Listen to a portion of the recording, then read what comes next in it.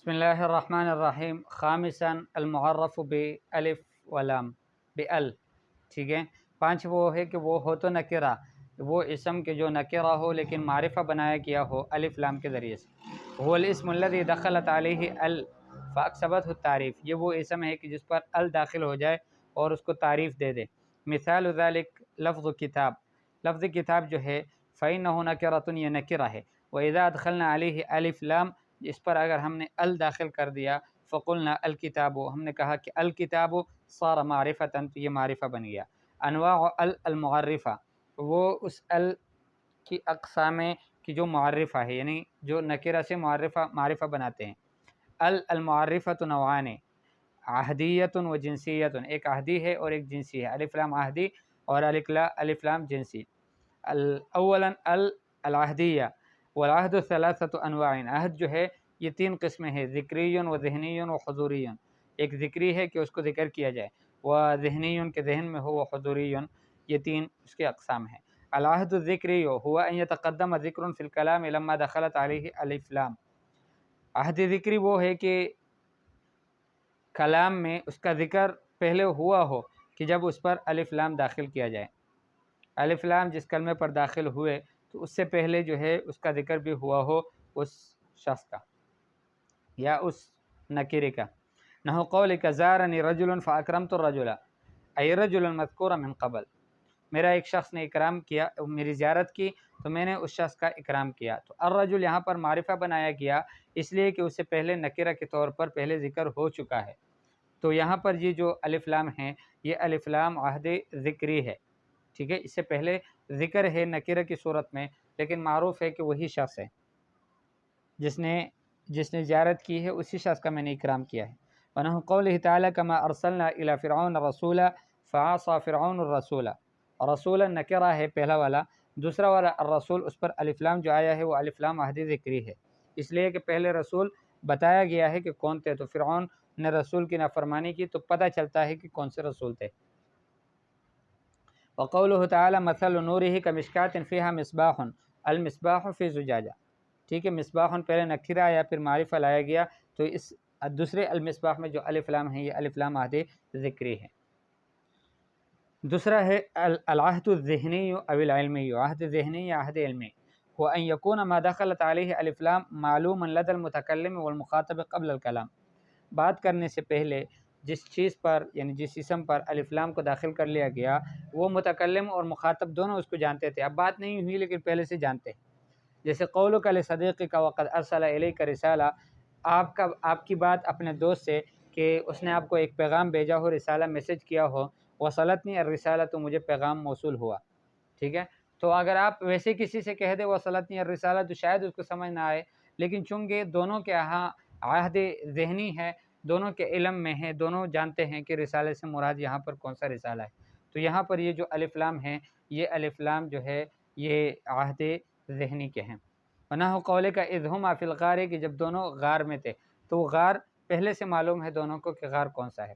وقولہ تعالی اذ یبایعونک تحت الشجرہ، ایک خاص درخت تھا اس کے نیچے بیعت ہو رہی تھی، تو وہ خاص درخت معلوم ہے، اللہ بھی جانتے تھے، نبی پاک صلی اللہ علیہ وسلم بھی جانتے تھے، تو اس وجہ سے دونوں کو علم تھا اس کا۔ العہد الحضوری، تیسرا قسم جو ہے عہد کی لام عہد حضوری ہے، وہ ان یکون ما دخلت علیہ الف لام حاضرا وقت الکلام، یہ وہ ہے کہ جس اسم پر الف لام داخل ہوا یہ کلام کے وقت میں حاضر ہو، جیسے قول کا جئت اليوم، اليوم الحاضر، آج میں حاضر ہوا، تو اليوم یہاں پر یوم چونکہ عام طور پر نکرہ ہے لیکن الف لام عہد حضوری داخل کر کے کہ آج کا دن ہی مراد ہے، اس وجہ سے اس کو معرفہ بنایا گیا۔ ای اليوم الحاضر، البرد شدید اللیلۃ، ای اللیلۃ الحاضرہ، اکرمت هذا الرجل، میں نے اس شخص کا اکرام کیا، ای الرجل الحاضر، یا ایہا الرجل، یا ایہا الرجل، ای الرجل الحاضر۔ ونحو قوله تعالی اليوم اکملت لکم دینکم، و اليوم الحاضر۔ ثانیاً دوسری قسم جو ہے الف لام کی وہ الف لام جنسیت کے لیے جو آتا ہے، اور وہ دو طرح کا ہے، نوعان، استغراقیہ، ایک تو الف لام جنسیت جنس استغراق کے لیے آتے ہیں، و دوسری قسم جو ہے بیان حقیقت کے لیے، استغراقیہ ہے التی تستغرق جمیع افراد الجنس، یہ وہی ہے کہ جو تمام افراد جنس کو، جنس کے جتنے افراد ہیں سب کو شامل ہو۔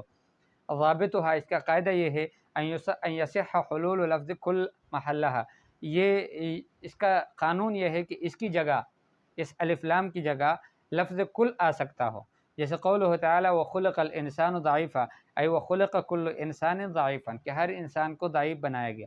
وقولہ تعالی والعصر ان الانسان لفی خسر، ای ان کل انسان لفی خسر، ٹھیک ہے۔ تو یہ اس کا قاعدہ ہے۔ یہاں پر یہ الف لام جن سے ہیں، تمام کے تمام انسان خسارے میں ہیں، کوئی خسارے سے باہر نہیں ہے سوائے ان 4 قسموں کے لوگوں کی کہ جن کو بعد میں ذکر کیا ہے۔ وقولہ تعالی احل اللہ البیع وحرم الربا، ای احل اللہ کل بیع وحرم کل ربا۔ وقولہ تعالی حرمت علیکم المیتۃ والدم، ای حرمت علیکم کل میتۃ وکل دم۔ وقولہ تعالی او الطفل الذین لم یظہروا علی عورات النساء، ای کل طفل لم یظہر علی عورات النساء۔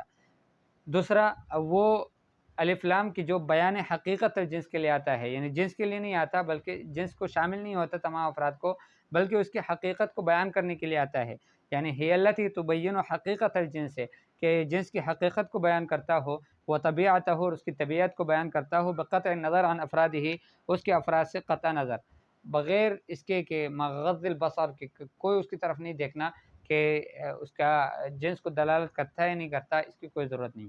ضابطها لا يصح ان تحل محلها کل، اس کا قاعدہ قانون یہ ہے کہ اس کی جگہ کل کا لفظ نہیں آ سکتا، جیسے الرجل اقوى من المرأة، مرد وہ قوی ہے عورت سے، ای هذا النوع اقوى من هذا النوع، یہ ایک قسم کا مرد یہ اس قسم کی عورتوں سے قوی ہے۔ وليس المقصود ان كل فرد من نوع الرجال اقوى من كل فرد من نوع النساء، یہ مقصود نہیں ہے کہ ہر فرد مردوں کی تمام اقسام میں سے وہ قوی ہے، ہر فرد عورتوں کی اقسام میں سے، ایسی بات نہیں ہے۔ کئی لوگ کمزور ہوتے ہیں، جیسے ہم سب آج کل کمزور ہیں، ٹھیک ہے، کہ عورتیں مضبوط ہوتی ہیں ہم سے۔ نحو قولک الحدید اصلب من الذهب، لوہا یہ زیادہ سخت ہوتا ہے ذهب سے، یعنی سونے سے۔ ونحو قوله تعالی وجعلنا من الماء كل شيء حي افلا يؤمنون، ٹھیک ہے، تو وجعلنا من الماء كل شيء، اب یوں نہیں کہہ سکتے وجعلنا من كل الماء كل شيء حي، ایسا نہیں کہہ سکتے۔ اسی طرح اوپر والی مثال میں الحدید، ایسا نہیں کہہ سکتے كل حديد اصلب من كل ذهب، یہ غلط ہو جائے گا۔